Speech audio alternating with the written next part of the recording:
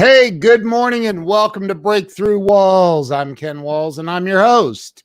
And I have a pretty cool dude on today by the name of Bill Flynn.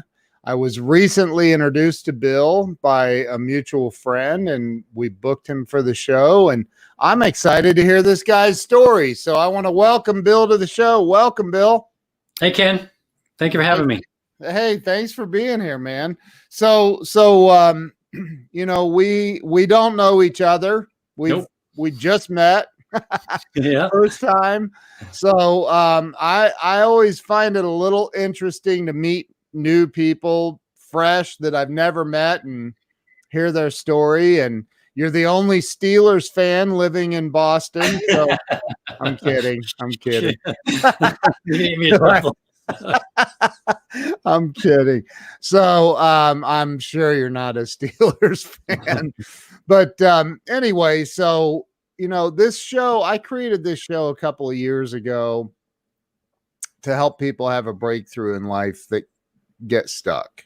And I think that we've all been there and done that, and love to hear some of your challenges and how you overcame them. So let's start with, and by the way, you will have full screen. I'm going to give you full screen. But let's start with where you were born and raised. Sure. I was born in the city known as the town of Methuen, which is just on the New Hampshire border up in the northeast corner of Massachusetts. Okay. And that's where you went to school and...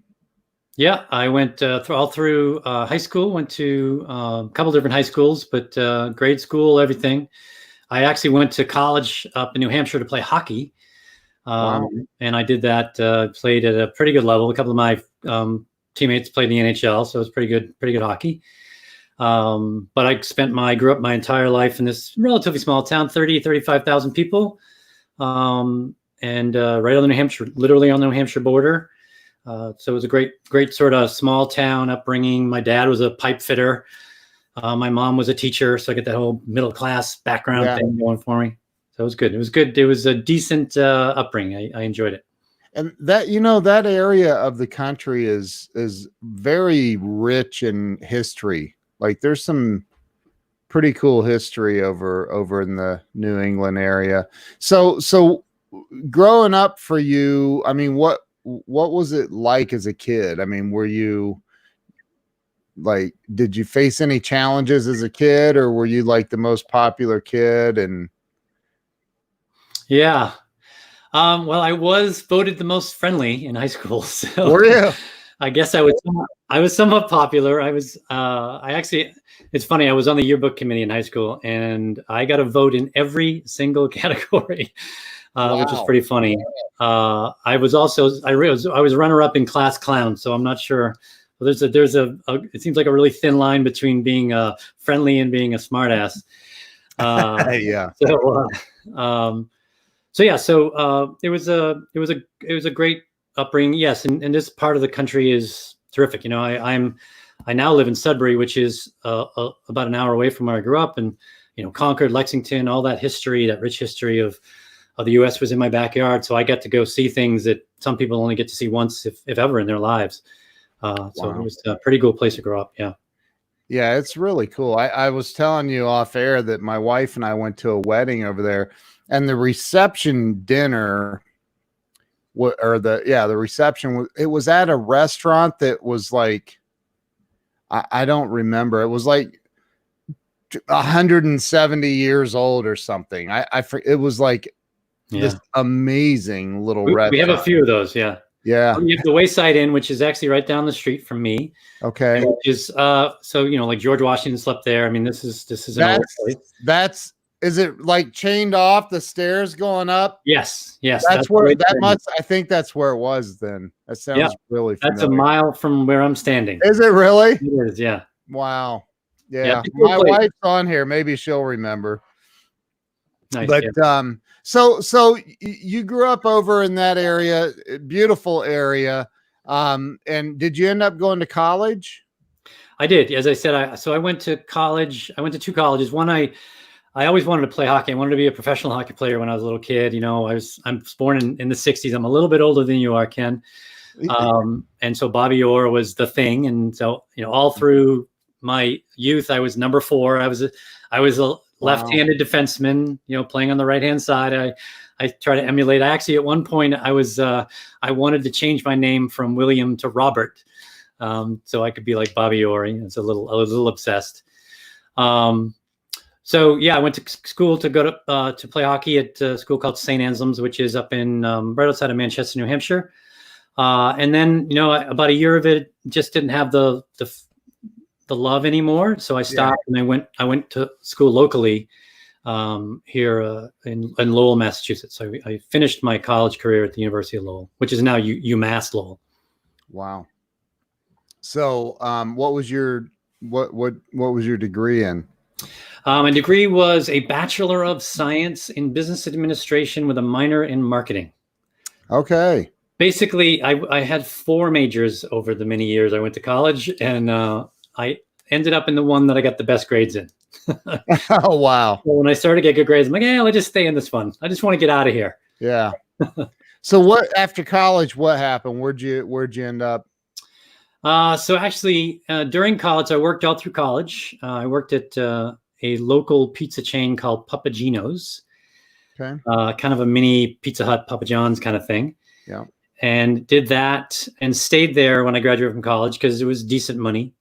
But then I was luckily enough, I had some relatively influential family members, at least in the world of high tech and that kind of thing. So my uncle got me a job there through interviews and things. And so I started at 22, 23, I started working in high tech, and until 2015, that's what I did for a living. I started there, and I ended up doing 10 startups as well. Wow. Over 25 years. So it's been interesting. It's easier to do startups here in Massachusetts. We got a few that come out of MIT every 4 or 5 seconds. Yeah. There's some smart people who go there. So you, these startups, were they your startups? No, I was never a founder. I'm not really an idea guy. I'm what's kind of known in the world. I'm an operator. So I take it and I help it scale. Okay. So I was usually brought in. I eventually ended up being the head of sales and marketing at a bunch of these places, and a GM and that kind of thing. And I was usually brought in. I and probably 2 or 3 other people were asked by some of the local VCs. We were relatively successful. I was 5 for 6. My first 5 were either an IPO or some sort of an acquisition of a decent size.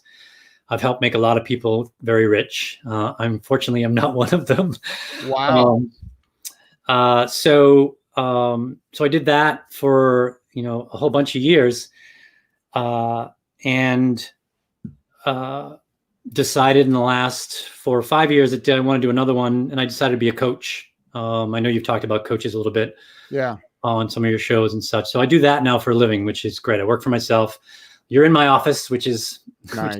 We call it the library. I'm not doing the standard book thing behind me, which you see everywhere. Right. But funnily enough, I don't know. I think I saw your wife on there. The paneling that you see behind me, is a replica of the Wayside Inn. Oh wow! Where you had your reception. If that was it, I'm not 1,000% sure, but yeah, it probably. I don't remember the exact. I might have to look it up now, but yeah, wow, that's pretty cool. Yeah. So it's a really nice room. I've been living here for a while. So when you say coaching, because I'm a coach as well. Yep. When you say coaching, what type of coaching? So my main gig is I'm a leadership coach. So I don't do one-on-one coaching as the primary thing that I do, although partly what I do is one-on-one because I'm in essence hired and fired by the CEO or the head of the company, whatever you want to call it. Yeah. But I work with his or her entire team, and I teach them a framework to help them build their business in a healthy and thriving way. So that's the main gig that I do. I have a handful of clients here. They're all in Massachusetts. And until recently, I was doing really well. The Yeah. last couple of months have been a bit of a shock to the income, but I still keep in touch with a lot of them, and many of them have sort of paused for now. Others are really struggling. Now, are they small businesses? Are they bigger? Yeah. Yeah, my largest company that I've ever worked with, I think it was about 60 or 70 million. So they're decent size. Yeah. My smallest has yet to reach $1 million. Wow. So, That's and then small. there's a few in between. It's usually in that 10 million range, give or take, 5 to Yeah. 10 million range. So, so what's the process that you do with these, and how do they just like call you and say, hey, we need coaching? Yeah, wouldn't that be great if that just happened? Yeah, my phone has rung 3 or 4 times since we've been talking. Right. So when I first started off, talk about struggles, it was a struggle. I actually started from scorched earth. I decided I wanted to try this. I had a bit of a taste of coaching about 10 years ago. I wasn't bright enough to know that that's actually what it was until years later. And I reflected back and said, oh, that's sort of what I did. Yeah. And I wanted a little bit more of that.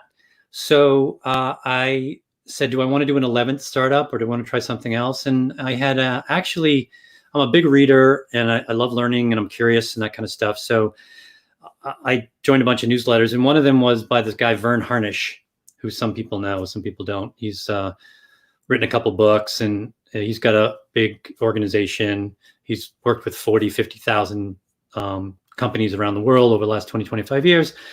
And so I joined his newsletter, and he sent me an email. And I thought it was like a marketing email, right? Because, I just said, can I join your newsletter? Here's my email address.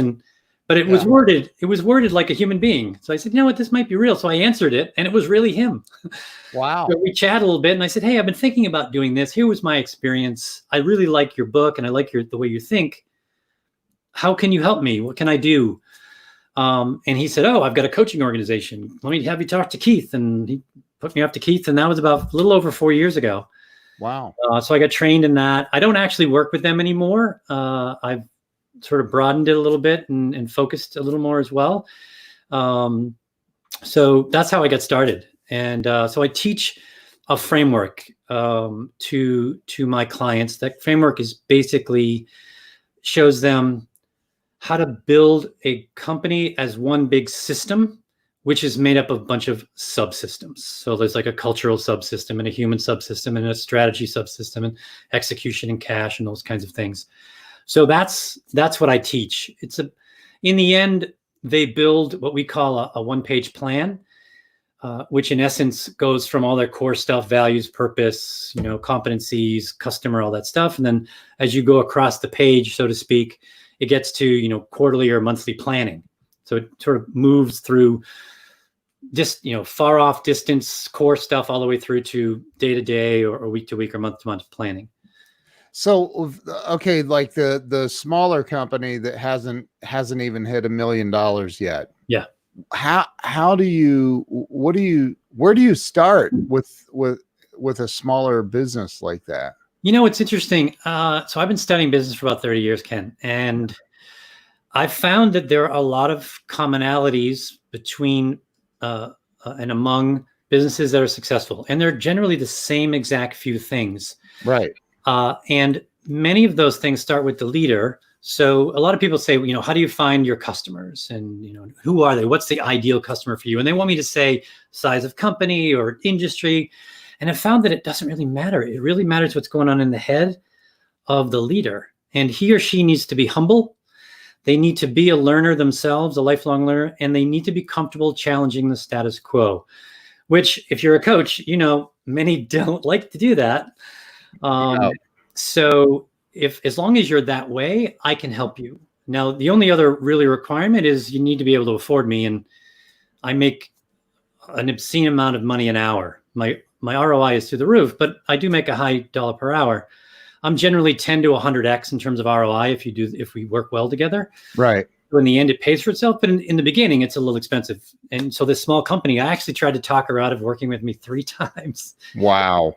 But she was determined, and I actually worked with the state of Massachusetts to have them subsidize my fees a little bit. I've become a registered and approved vendor of the state of Massachusetts, so they can actually dip into a fund that's part of that. So they only have to pay half of what I charge, which is great. So the small company gets to pay a lot less. Right. It would normally. She said if I were to do your regular fees, I couldn't afford you. And I said, you're right. And things were great. They were doing really well. She was terrific. Her team around her was great. And they were going to probably get to $1 million, $1.5 million this year. They're an apparel company, and they pivoted and started making masks because their constituency kind of went away a little bit. Wow. Like what kind of apparel? They call it superhuman streetwear. Nice. It's a really cool niche market. So basically, if you're, I haven't done this in a long time. If you're into video games and Comic-Con and that kind of stuff, yeah, the characters usually have on some strange looking. It's almost always a jacket. Yeah. So they make these. So they take the jacket and they make it so you can actually wear it yourself. So they talk about in essence they give power to their customers, right? They help them to feel more powerful. That's pretty cool. Yeah, it's cool. And the stuff they make is really neat. And it's really, they do a lot of Star Trek and Star Wars and that kind of stuff. And the founder, the woman's husband, actually looks a little bit like Spock. So they have him wear all the Star Trek stuff. So he kind of looks a little bit like Spock. It's kind of funny. More of a Zachary Quintos versus a Leonard Nimoy, but yeah, it's kind of cool. He's got a really cool look, and he's got funky beard, and he's got it shaped in a weird way, and it's pretty cool. Wow. Yeah, so they're a really neat company to work with. So right now there are there are a lot of people suffering as a result of this lockdown. And Roxy says cosplay. Yeah, kind of, exactly. Yeah, I don't know what's that mean? I don't even know. People dress up in costumes and sort of act as if they are part of that whatever genre it is, Yeah. So right now in the midst of this this lockdown thing, I don't know if you've seen me express my opinions on all this, but we won't go there right now. I kind of get a sense of what it is. Yeah. So the people that are suffering right now, the companies, small businesses, the people that definitely were not planning on this, which I don't think anybody could have planned for this. I mean, that not to this extent. Right? No way. No. Dude, I'll be 52 in a couple months, and it's like in 52 years there has never been anything like this, not even remotely close. Yeah. Ever. 1918 was the last time, right? What? 1918 was the last similar event where we shut down the entire globe. Never. Yeah. Spanish flu shut down. It killed 40 million people in 1918 during the World War I. But we didn't lock people down. They did a little. They didn't do it to the extent that we're doing, but yes, they did do some. There were guidelines. It was. Yeah. We weren't in the communication world that we're in today, where people broadcast, right? Yeah. So they did their best. It was sort of town by town, county by county, but they did a lot. They did a lot of lockdown because that was. I mean, this is bad, but that was terrible. Yeah. It was. And look, we made it. Yeah. In fact, we suffer from overpopulation in some areas. Like, all right, I thought we weren't going there, Ken. Okay, we're not going to. So for the people that aren't pissed off about it, like I am, no, I'm kidding. So for the people who are suffering, man, there's you do coaching, and there are small businesses right now that maybe they don't qualify for the government assistance, or that, they're just trying to figure out how to survive one more day. Maybe they're a restaurant, which is just, what do you say to them? How can you guide somebody through this thing?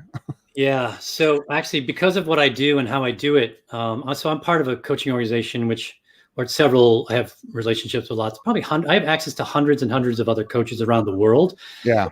And we many of us get into this because we want to be of service, right? We're all. Right.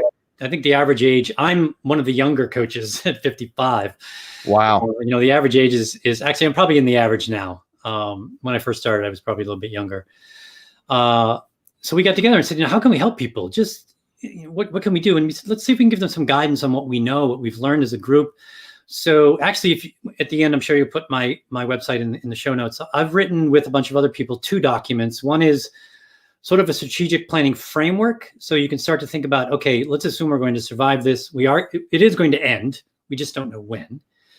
Be it, meaning COVID. The lockdown thing obviously is up for debate. And so you have to start thinking when you can get to a certain point, you start thinking. So I put together a strategic planning framework. It's just 1 page. And then part of that, I wrote a second document myself, which I got help with, which is really a checklist. Because most people are like, okay, that's great, Bill. I can think about how to do this stuff and I can plan the future, but I'm suffering now. What do I do right now? What do I do today? Right. I wrote an 11-point checklist to say, okay, here's what I think, and then a bunch of us think are the things that you should be doing. I wrote it in what I think is the right order, but hey, everybody's a little bit different. And the first thing I wrote was, first, you need to take care of yourself. Yep. And your family. Make sure they're safe. All those things that we've been hearing on the news. The second is your customers, your suppliers, et cetera, to the extent that you can. Keep them safe. And that's why, my wife and I get our groceries delivered now. I used to love going to the grocery store. It's kind of zen to walk around and get food. Yeah. But I don't really like wearing a mask, and I live in a very blue state. So, it's you get looked at if you don't have a mask on. And so, I just don't want to be, I'm not as pissed off as you. I'm not in that way. I just find it really uncomfortable and kind of weird to wear a mask. I'm not pissed off. Okay. I think it's funny. I was telling a story yesterday that do you guys have Menards over there?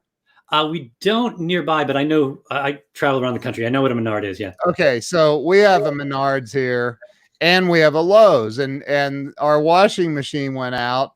Guy comes to fix it and he's like, bro, it'll cost you more than it would just to buy a new one. Yeah. And I said, oh, okay, well, I'm going to go Menards is requiring masks and Lowe's isn't. And guess where I went? Yeah. I'm not like, hey, you can. So anyway, yeah, I'm not pissed off. I'm not participating. That's all. Got it.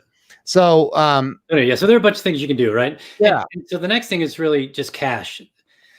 It's about cash, right? Right. You find, so the story I tell is, so I'm a one-man business. My business was cranking. I was doubling every year. It was a struggle at the beginning, but I was cranking. And, I had 7 paying clients and I had 2 or 3 other in the queue. I was heading to a very large number this year. And then 90% of my income was just cut. Wow. So I was in the same boat. So what I did is I cut my expenses 70%. I went and found what are all the ways that I can get income. Are there any clients out there that can pay me? So I can get some income that way. I applied for the PPP and the EIDL and all that kind of stuff. And so that's what I did. I tried to get all my stuff, cash reserves consolidated. I deferred. My bank said, we'll defer your mortgage for 3 months if you want. Like, no brainer. Wow. It's just, we'll put it on the end. I'm like, I'm 55. Put it on the end. I don't really care. Right. I'll pay that puppy off when I'm 90. Exactly. So I did all that, and I got my expenses down to below my need and my income. So now with the PPP, that's going to last me 6 or 7 months. If I don't make any money, it's going to last me 6 or 7 months. Yeah. Who knows how long it will last. So that's what I recommend to people as well, is you do that. There's a whole bunch of other stuff on this checklist. It's pretty good. And if your listeners like it, so because of service, I'm happy to be a resource. If they want to call me and say, I don't know what this means, can you walk me through it? I am happy to do that. I have okay. is there a place where they could download that checklist? Yeah, on my website. What's your website address? I'm gonna put it up. It's catalystgrowthadvisors.com. Catalyst. Right. You gotta know how to spell catalyst. Yeah. I hope I got it right. LYST. Yeah. Growth Advisors with an O. That part. Some people do it with an E, so I just want to make sure. Do they? Yeah. I think I got it. Is that correct right there? That is it. Perfect. So they can download the checklist there. Yeah, there are 2 documents and they're in my Dropbox. You just go click on it and download it and that kind of stuff. Roxy says, come to Texas. I'm supposed to come to Texas in, I think, August. I'm being asked to speak to an EO group down there. I can't remember what city it's in. I think it's outside of Houston. Do you do a lot with EO? I do a little. I do more with Vistage, if you're familiar with Vistage. Okay. So I'm a Vistage speaker. So I'd be 10 to 20 times a year. I go somewhere and do a thing. Yeah. EO is a little harder to get into, and but I do that. I'll do a little YPO as well. Yeah. So what is what do you think is like gonna happen here for do you have, I mean, you got to sit around and talk with your wife and go, I mean, what do you think is going to happen for, I mean, dude, there's a lot of small businesses in this country that are done. They're done. Yes, they are done. Yeah. And it's really unfortunate because we were pretty much cranking, right? This was a pretty good economy, and it was a great economy. So I'm a bit of a history buff, so I've read about other things that have happened, and the only way we get to some semblance of back to where we were in terms of freedom and and safety and security, whatever, just a sense of well-being, is either with really good therapeutics and or a vaccine. If you believe some of these guys that have been doing this for, like Fauci and Birx and Redfield and these guys, we're looking at 18 months, give or take, hopefully sooner for vaccine, maybe sooner for therapeutics. But other than that, you're going to have to, you're at some sort of a risk. This is a highly infectious disease, and it doesn't care who we are, how old we are, where we live, what our political affinity is. It wants to perpetuate itself, and it's doing a really good job of that. And so I think, unfortunately, we and the U.S. haven't quite done as well as others. There are some great examples of countries that have done pretty well. Some of them are lucky because they're an island, or they have a different sort of culture, if you will, a more homogeneous culture where we're sort of independent and don't mess with me and that kind of stuff, which will make it just harder for us. But so I'm thinking, unless the temperature is a factor, meaning the summer will be okay, we're in this for a while. We're in this for probably the next 6 to 9 months, would be my guess. I'm planning for that anyway. Wow. Now, not necessarily lockdown, but some variant of that. Wow.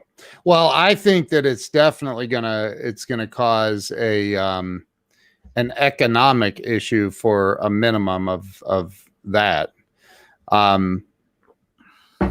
We don't have to go into the other stuff, but so for you, so you've never moved away from that area.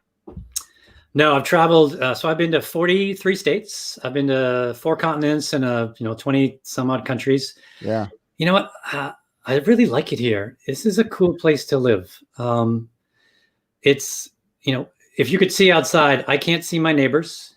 I have 600 acres of open land behind my house. What?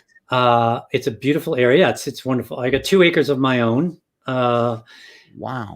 I'm an hour from some really nice beaches. I'm an hour or 2 from pretty cool mountains, although it's hard to ski in this part of the world. I don't know. I've skied in Utah and Colorado and other places. I'd much rather ski there. We get lots of great culture and things. It's just a really nice place to be. They say Boston is great if you're from here, harder if you're not. Yeah. They say it's hard to break in, and that's probably true, but there's also once you're in, you're in. Like once you sort of broke through that wall, Yeah. You're a friend. You have friends for life, so that's also nice. So I have friends that I've had friends. My best friend just moved back. I've been friends with him since we were 11 years old. Wow. You know, and he's a musician. We were talking about guitar off Yeah. air. He's a musician. He humbles me. I play and then I go, wow, I'm doing really great. And then I watch him. Now I'm not. Yeah. Yeah. So wow, I was getting ready to ask you a question and it totally slipped my mind. So I never moved away. You were on the never moved kind of thing. Yeah, I'm curious about it had something to do with all these startups. Like what made you decide to start helping startups? How did that even come about? Like, yeah. And how do you make money with a startup? Well, that's sort of risk reward, right? So Ken, at one point I was worth over $11 million. Wow. That was March of 2000. Wow. And then the dot-com bust, and I couldn't sell any of my stock. We had a 6-month lockout. The lockout ended in April. So I went from 11 million. Now this is these are first world problems, right? So I'm not in any way saying boo-hoo, poor me. Right. But we went from 11 million to, we have a beautiful house in Sudbury. My daughter went to private school. I mean, I've done really well. But the stock went from 124 and the low was below 2 when it dropped all the way. Wow. So you can make a ton of money in it, but there's risk and reward, right? And to be honest with you, I never did it for the money. I love puzzles. I love figuring out stuff. And being sales and marketing, that's really your job, right? You're the head of the spear, the tip of the spear as a sales guy. And I was generally either one of the top sales guys or I was the head of sales. So it was really incumbent upon me to make it work. And I liked that pressure a little bit. Sometimes it got to you, but I really liked the pressure of doing that. And I love trying to figure stuff out. And I got lucky. I got with a really good bunch of people. I seemed to pick pretty well. I was 5 for 6. It's 5 for 10 eventually. So the last 4, not so good. But that was why I did it. It's a lot of fun to. But are these tech startups? All software or hardware? Yeah. Okay. Yeah. Around here, that's generally where you're gonna fall in. And I got lucky. I met some good people and I got pulled into something. And that was my first one. It was 1995 and it was an internet startup. So I don't know how much the World Wide Web was invented in 1994. And I got into the internet in 95 and I did a whole bunch of internet startups and then mobile and that kind of stuff, apps and things. I have a friend. He's been on the show. His name's Mike Muni. I don't know if you know who he is or not, but he's the co-founder of Act Software. Yeah, sure. And sounds familiar, but yeah, he's done fairly well. But he has his story is incredible. Him and his business partner came up with this idea for Act Software, and he tells this incredible story about they had an angel investor. Yep. And I don't, like me personally, I when I started my company, it was on a $20 loan and fresh out of a divorce. and I just went out and knocked on doors and sold. I built my first website in 1994. So I've been doing it for a long, long time. Yeah. Much like you. And I think that like if somebody like you would have come to me, I'd have been like, dude, what? I build websites. I'm just like, I don't get that whole world. I don't understand and I'm not sure if anybody or everybody understands that. So a startup company with a new software idea, where do you come into play? Like you got 2 guys that came up with a software idea and then Bill Flynn arrives on the scene. How does that all come about?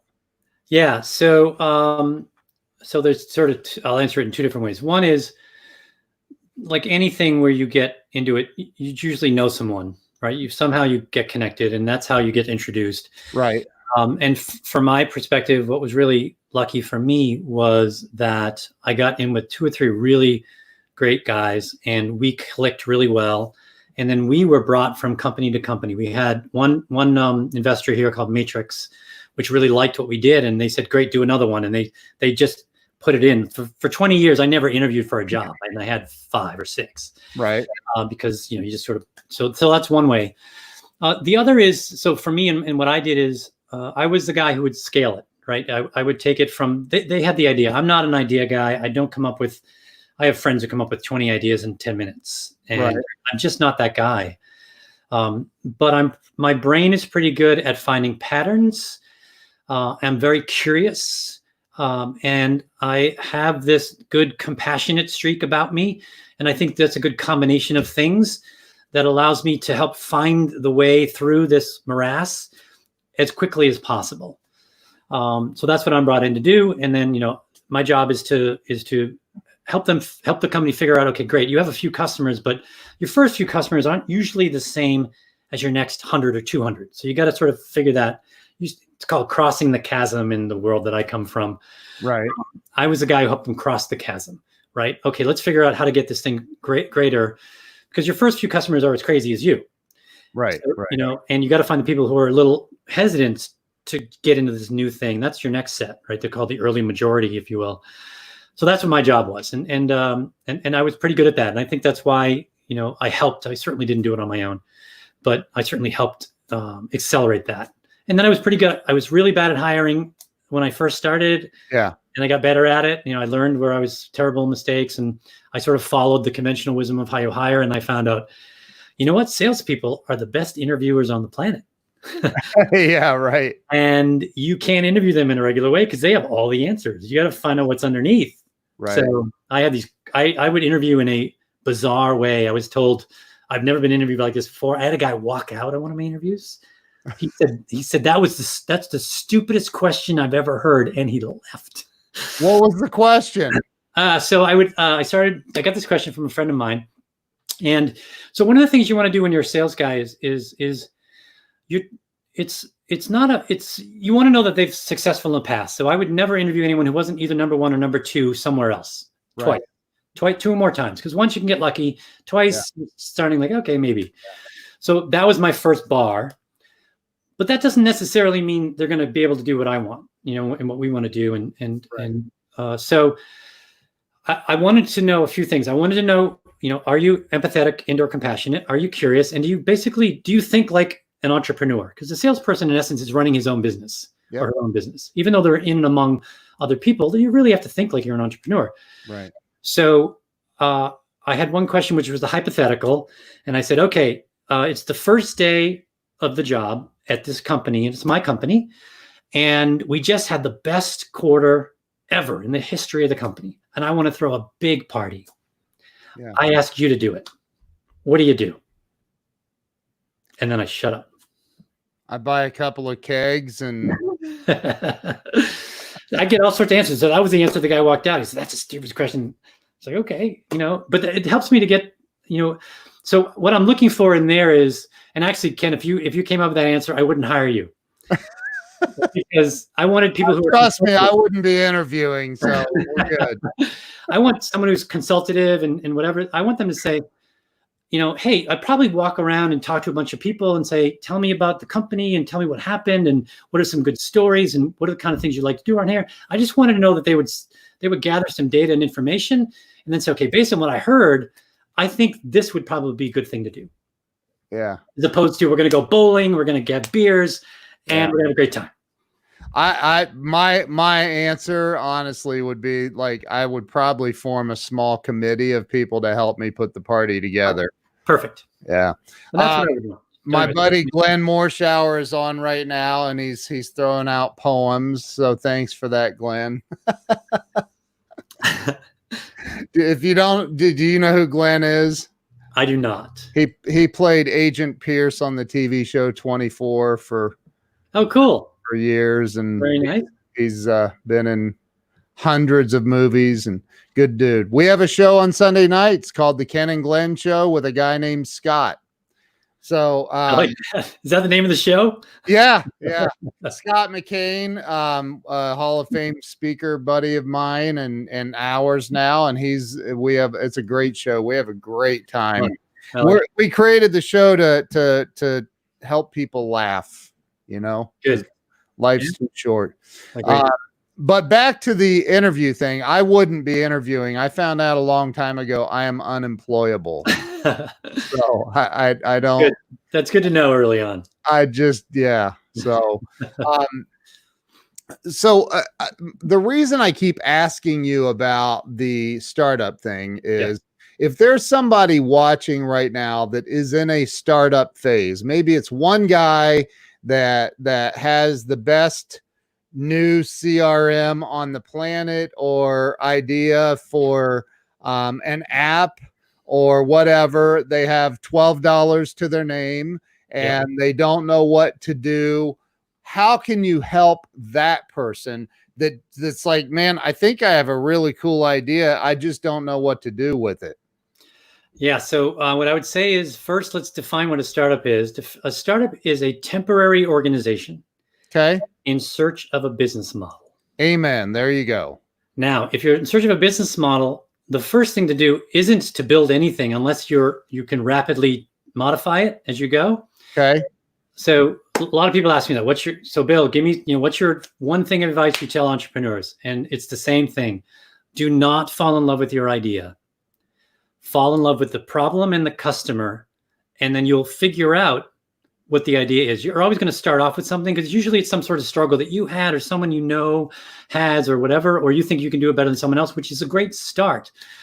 But I've done this 10 times and I've worked with hundreds of entrepreneurs. It is very rare that your first idea is the one that makes it. Right. So that's it. Fall in love with the problem. Try to figure out what's the problem? What are the struggles? How can we figure out what really is something going on with this customer or set of customers, and then go from there. So the story I like to tell is, so I worked at a company called Live Vault about 10 years ago, which was eventually bought by Iron Mountain, which many people know. And we were a data backup company, and we were doing disk to disk backup. And I started off and they said, look, we need to come in and help scale this thing. We want to sell this thing eventually. It was 7 or 8, 9 years old, been through multiple rounds of financing, and they were really struggling. And they wanted to add a channel, and they brought me in, and I said, look, this is my process. I come in and I want to talk to about 20 or so of the existing customers so I can get a sense of why did they give you their time and money? And before I did this, I asked the management team who had been doing this for years and years and years. And I said, so why do you think people buy from us? And they had a really good answer, which was insurance. They're buying insurance from us, meaning they're paying us a little bit every month. So if their data gets corrupted or something happens, they can get it back, or most of it back, relatively quickly. And I said, that's a really good answer. I said, but let me go and talk to these people. So I went out and I ended up talking to 17 people. And I asked them a whole bunch of questions, but I asked them one really good question, which was, what is the most valuable thing that our service has done for you? And I said thing on purpose because I didn't want to do feature or benefit. I wanted them to give me whatever came into their head. And what was really surprising was I got the same answer almost over and over again. I think 12 out of the 17 people said nearly the same words, which was amazing. And that was, set it and forget it. I'm a really busy small to medium business owner. I've got so much going on in my life. I hate doing tape. I hate the data backup thing. I know it's important, but I don't want to do it. You're telling me I can push 3 or 4 buttons and never worry about it ever again? How much does that cost? And I told my team, I said, start saying these words. When you talk to prospects, say our best customer is about set it and forget it. We every month I was there, we beat the previous month, and Iron Mountain bought us for 10x revenue 18 months after I got there. Now, wow. I didn't do it on my own, right? But because they wanted to see that we could do it, right? And, it wasn't a big number in the end. We were pretty small. But that's what I say. You got to get in the head of your customer and figure out, what's going on. And you can't say, why do you buy from me? Because they don't actually know. We're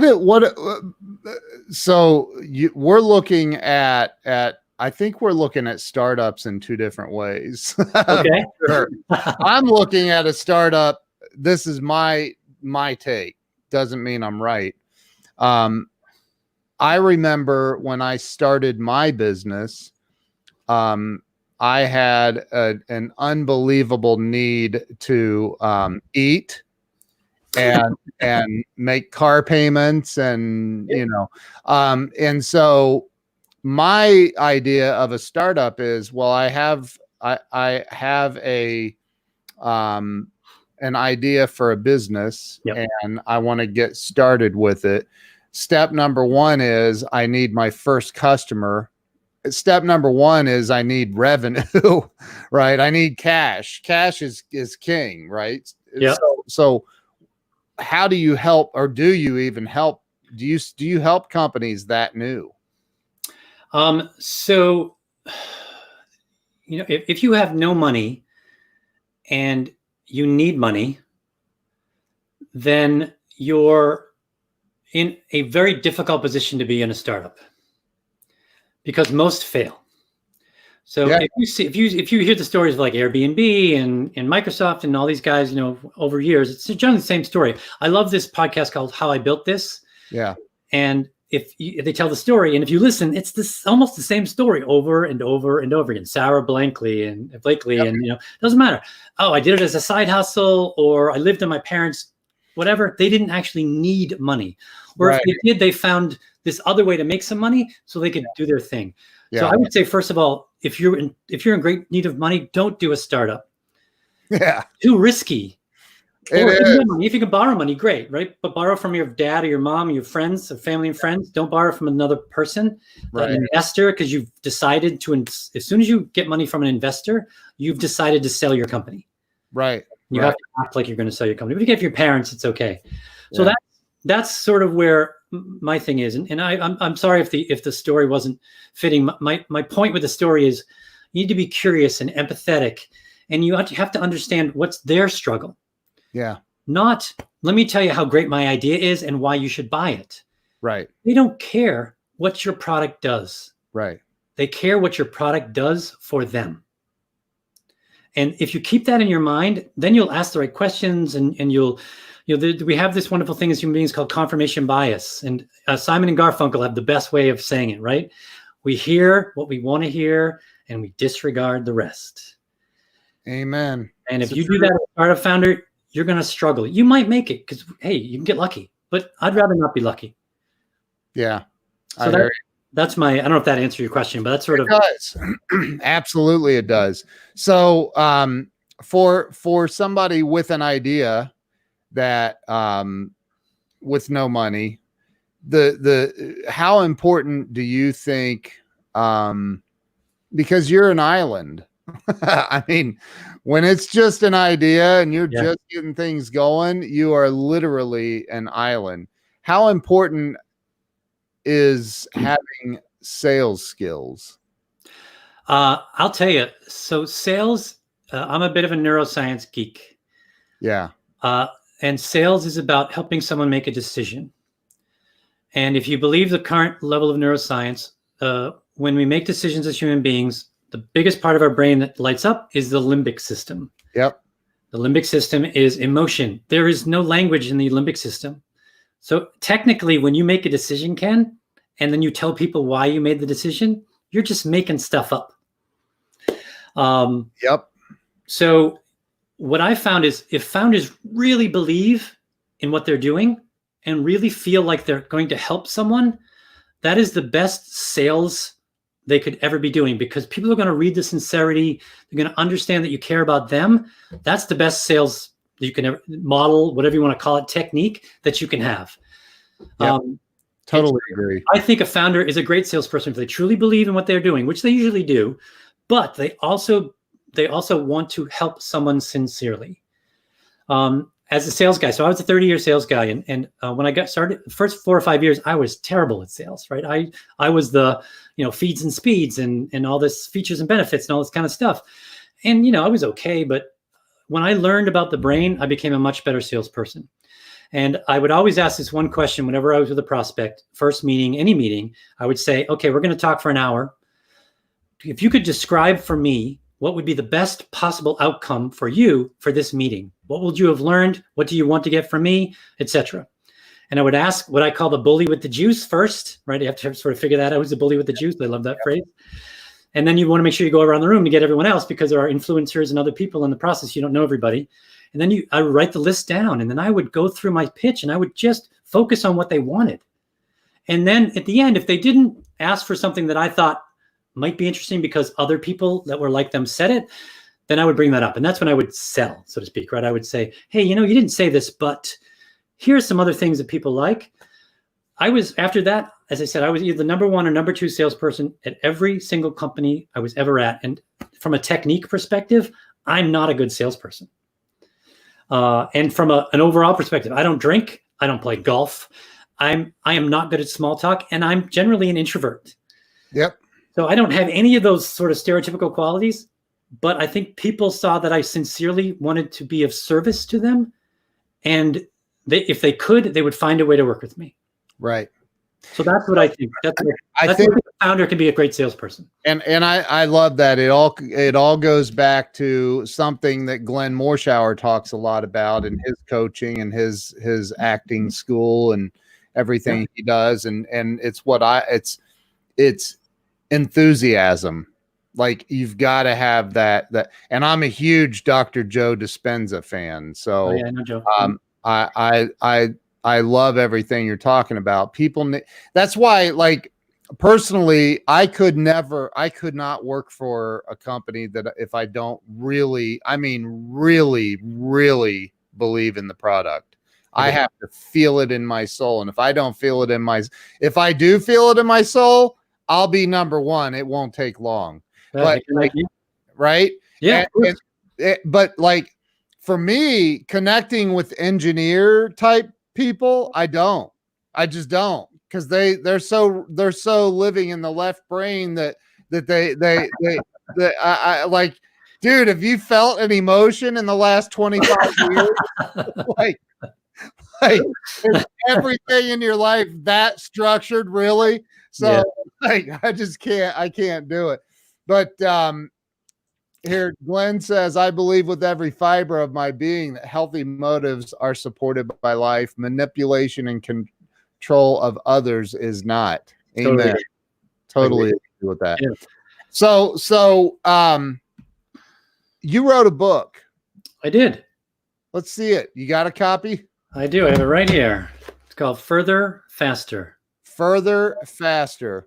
The vital few steps that take the guesswork out of growth. That's it. Talk about that. What was the reason for the book? I'm gonna post a link for everybody if they want to go grab a copy of your book. But talk about the book. Where did the idea start? Well, to be honest with you, I never wanted to write a book. I don't like to write. But so I've been doing this for about 4 years, and I've, one of the things I think that I benefited from was I always wanted to get better. I always want to be better at whatever I did. I was always looking to improve in some small way. And if you do that for 30 years, hopefully it adds up. And when I would talk to clients, or I'd speak to groups or CEOs, and people would come up and talk to me afterwards, I started to hear, hey, you're kind of telling the same thing, right? It's how to run a business. People generally say it the same way, right? It's the same things you do. There's not a lot of variability, right? This is Drucker and Schein and Deming and Collins and Porter and all these thinkers that are out there. They generally have been the same thing for decades. Right. Not any different. But it seemed that the way I spoke about it and my take on it was different. And so people would say, you need to write this stuff down. You need to write a book. And so people would tell me, you need to write a book. And I said, okay, but I don't like to write. So I had to figure out, if I want to write a book, how would I do that? So I decided I'm not going to write my own book. I will hire someone who's a much better writer than I am, and I will tell them my story, and hopefully they can capture my voice. So I hired an outside company to help me write the book. And I probably wrote 20 to 30% of it was actually my words, because I write a blog post a couple times a month, and they're really short type of thing. I don't mind doing that because it's 1 to 2 minutes of reading. It's easier, but writing a book is difficult. So I decided to do that. So my take is two things. One is I'm a big fan of the Pareto principle. That's what the vital few means, right? The law of the vital few is the Pareto principle, which most people know is the 80-20 rule, right? Yep. 80% of the results are from 20% of the effort. Right. So I wrote a book which applies the 80-20 rule. As a coach, and I'm sure you have this as well as a coach, there's lots of exercises and things that you can do, dozens, if not hundreds, but that's too much for people. Right. So I said, you know what? I'm just going to boil it down to the few things. I've studied this for almost 30 years. My first book business book I read was by Andy Grove. I was 23 years old, and I read 50 to 60 business books a year, and I've had a lot of mistakes, and I've done all these things. And I said, you know, I'm going to try to boil it down to a few things. And that's what I did. I boiled it down to 3 things that you need to do to run a healthy and thriving company. Besides those things I mentioned already, right? You need to be humble. You need to be a learner. You need to be able to challenge the status quo. You also need to focus on team. You have to build a system in your business, because the only way to have a business scale is to have it to be systematic.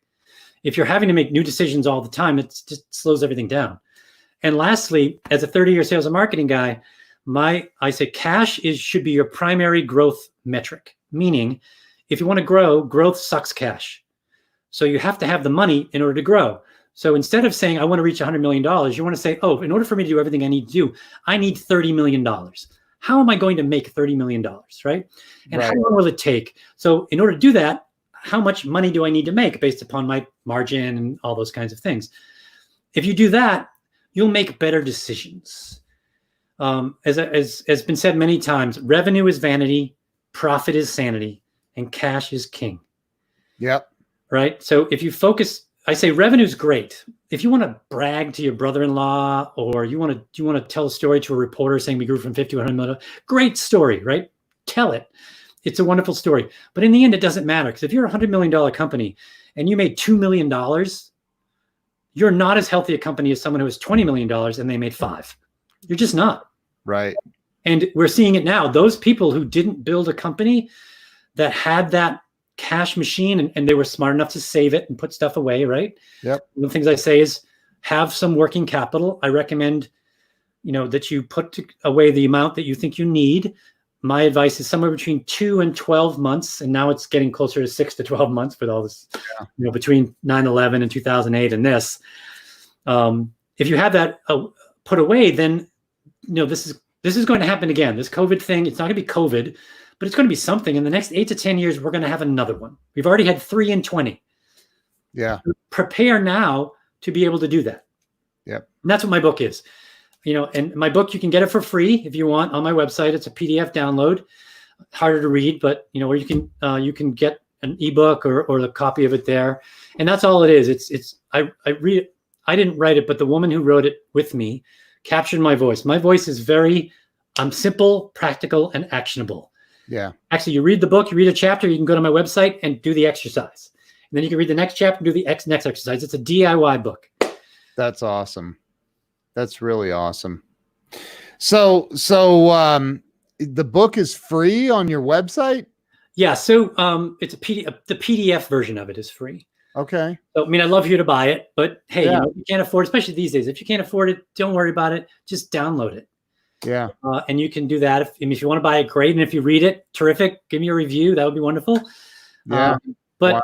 I didn't write a book to make a ton of money. I wrote it because people said it might be helpful. And so far, it's only been out a month and a half.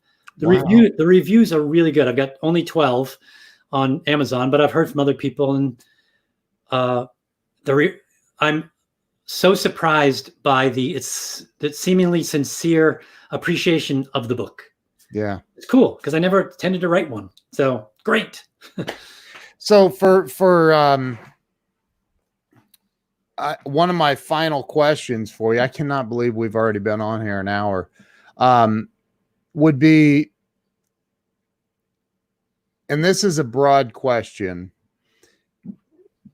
what do you feel, what do you think, what's your opinion on what the biggest thing is that holds people back from success in life? Because look, I believe that we are here, we need to get rich, and I mean wealthy as far as money. I do mean money. Okay. Broke people cannot help as many people as wealthy people I can. agree. Yeah. And Zig Ziglar used to say money isn't everything, but it's ranked right up there with oxygen. And you know, I've tried to help people when I was broke, and I found that you know, you just can't help as many people. No. So I think that you know, there are all of these programs that we have running that T. Harv Eker talks about. What do you think the number one thing is holding people back in life? I'm not going to say fear. Oh, you've watched a couple of interviews. I told you I did. Yeah, I told you. I love it. But to be honest with you, it's the 3 pounds between your ears. Yeah. So our brain is 12,000 years old. It was not designed to do what we're asking it to do, and it fools us on a regular basis. We are highly emotional, highly irrational beings. And you need to understand that, and you need to understand the fear is a natural response of your brain, because the primary job of your brain is to help the rest of it outside of this dark, quiet space to survive. And the reason we're here is because our ancestors were really good at that. Yeah. And why were they good at that? Because they didn't put themselves in situations to be killed or whatever. Right. That's why we survived. So again, as I said, when I became a really good salesperson, because I understood that these 3 pounds of dark quietness control pretty much everything. There's other stuff coming from your heart and your lungs and your gut and all that kind of stuff that's helping it to make decisions. But your brain is making, I think it's 32,000 decisions a day is what you make on average, right? And that's in your brain. And a lot of them are out of your understanding and out of your conscious awareness. So that's what I think gets in our way, is if we all just had a basic understanding of how the brain works, it doesn't work the way we think it does. Right. And if you just get a little sense of that, you'll be more empathetic, you'll be more compassionate, you'll make smarter decisions, you'll back up and say, okay, I know that's what it feels like I should do, but let me take a step back, right? We don't do that very often. So I think that's the lack of understanding of how this thing works, even a basic level, is the thing that holds us back. And it causes the fear, it causes everything. Where would somebody start? So if from a professional perspective, the best book I've ever read about that is called Your Brain at Work. And in essence, the essence of the book is your brain is I think it's 5 times a second is always checking your environment. Is it safe? Is there a threat? Is there a reward? The brain is always moving towards reward and away from threat.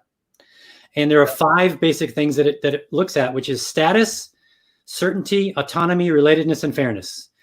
Right? So the story I tell is we've all done this, or you've either done it or we've had it done to us. Maybe not you, because you don't work for anybody. But let's say you're in a meeting and your boss taps you on your shoulder after the meeting and says, hey, that was a pretty decent meeting, but you know what? Let's go back to my office and I want to talk to you about it a little bit. Immediately your brain is, oh my God, what did I do wrong? Right. I'm going to get fired. Okay. If I get fired, then I'm going to lose my house. I can't send my kids to college. What am I going to do? I just bought that new car. So by the time you sit down in front of your boss, you are in full threat mode. So it doesn't matter what he says to you. You are not paying attention. Right. So, and status was there, certainty was there, autonomy was there, etc. So here's another way to do it, right? Do the same thing and say, hey, you know what, Ken, that was a pretty decent meeting. And I know we always want to improve, right? That's part of our core values. Let's do this. Let's grab lunch in a couple of days. If you could set that up. And I want to listen to you and say, what do you thought went well in the meeting? Maybe some things that you could do. I have some ideas as well. And let's work together to try to make the next meeting even better than the last meeting. That's the same outcome you're looking for, but you'll get a different human being that comes to you because you've trusted them. And we do it inadvertently, right? We don't do it on purpose. We're not trying to be mean or whatever, because we don't know that that's what's happening in the brain. Right. Right. So that's my answer. I thought about your answer. I thought about that for a few days. Wow. I think that's it. That's that. You're almost like an engineer, man. You plan I your am. answer. I didn't take any offense from your comment earlier, but yeah, I'm kind of an engineer in my brain. Oh my gosh, you've got this whole interview on a blueprint somewhere, don't you? There are some notes. I do have some notes. Sorry. I didn't look at them. I didn't look at them. That's awesome, man. So catalyst, what's a catalyst? I don't think I've ever looked up the word catalyst. I'm gonna have to. What A catalyst is basically it's bringing together two different things that sparks and energizes something else. Love that, man. That's awesome. So Bill, thanks, Jill. Bill Flynn, catalystgrowthadvisors.com. You can download his book, the PDF version, for free. I have posted the link to go over to Amazon and buy the book. You should go buy the book. I don't care if you are broke. Thank you, Ken. Well, look, I'm going to just express my opinion about that. You cannot outgive God. And whenever, and it's a basic principle of life. When you're helping somebody else, it's impossible to not receive help back, and it's usually tenfold. Spirit of abundance. Yep. It is. So if you're living in fear about like, oh, if I don't even know how much your book is, I'm assuming somewhere around 10 to 20 bucks, yep. You know, like if you're worried about that, you've got way bigger problems than you're aware of. Can I give one more incentive to buy the book? Yes, please. I made a promise, since I put it out during the COVID crisis, that every dollar that I get from the book is going to be donated to United Way of Massachusetts for COVID efforts and I will keep doing that until no state, no county, no city is in lockdown. Awesome. Well, California just announced 3 more months yesterday. So yeah, it's not a ton of money. I mean, I would love it to be a ton of money. It's hundreds of dollars. So it's more of the principle of the thing than the amount. I know. That's awesome. It's called giving back, man. And that's what it's about. It's about giving back. People need to get out of the fear of lack, get out of the fear of I'm not going to have enough, and into the mindset of there's plenty for everyone. So go buy the book. Mike Scott, good on you, bro. Thanks, There's Mike. a buddy of mine in California. And he's also a coach and a business consultant. And I can tell he's enjoyed the interview with you, man. So, Bill, thank you for being a guest on the show. I really genuinely appreciate your time, having you come on this morning and share your story and your wisdom, man. Hey, thanks for having me. I know you didn't know me. You took a chance, and I hopefully helped in some of your listeners, and it was great meeting you. It was nice meeting you as well, and you did great, man. You have a great story. I love it. My wife enjoyed it too. She's very, very, very left brain as well. So I'm the big picture idea guy. Good. That's a good combination, right? The visionary and the not always, but yeah, most of the time. Oh, there's always tension. That's inherent in the relationship. Yeah, absolutely. It makes it fun sometimes. But anyway, all right, Bill, thank you so much. And thank you to everyone who watched, everyone who shared this out. Thank you so much. Appreciate you all. Bill, thanks again. Take care, everybody. Stay safe and sound. All right. We'll see you all later. We'll not tomorrow, but we'll see you next week. Thanks so much. Bill, don't hang up on me. Hold on.